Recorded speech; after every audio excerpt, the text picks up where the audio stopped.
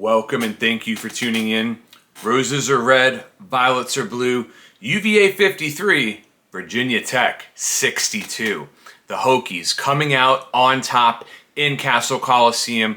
Such an important win as Virginia Tech continues to try and fight its way back onto the bubble. Virginia Tech has now won 6 consecutive games.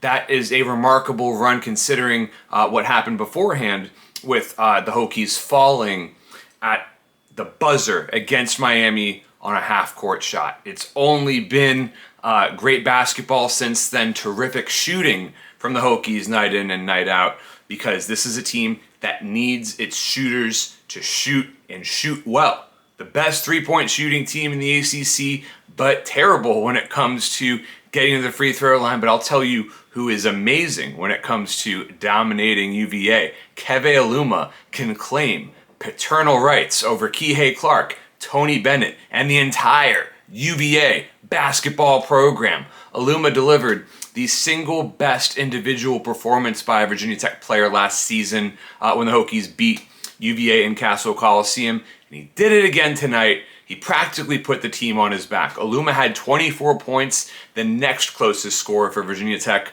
was Naheem Aline with 11. Aluma has such refined post moves down low. He is such a talented player when it comes to making great moves, making great decisions, and passing out of double teams. Storm Murphy did well to split the UVA defense at times to feed Aluma with some great passes.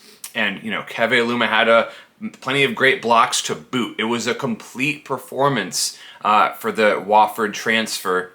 We're going to miss Aluma dearly next season when he's gone. I think he will probably end up being first team All-ACC. I don't know about Conference Player of the Year, but Aluma is clearly elite when it comes to ACC players in what, of course, has been a very down year for the conference. Virginia Tech is now looking at a situation in which it could run the table for the rest of the regular season, have over 20 wins, and still not have a single quad one win.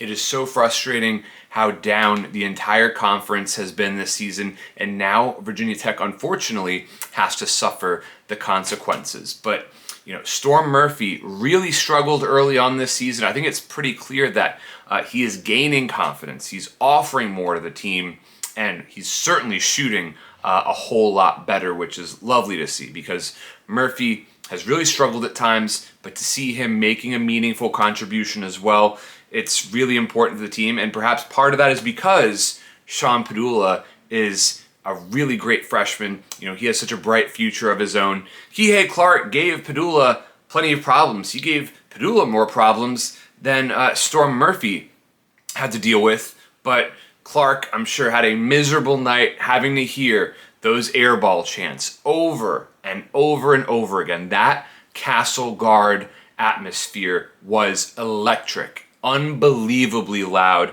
Probably the loudest I've ever heard a Virginia Tech basketball game on TV. When I was a student there, I can't imagine any game I went to having the same type of noise level that we heard from Cassell tonight. So well done, the Hokie Nation, for showing up in a big way.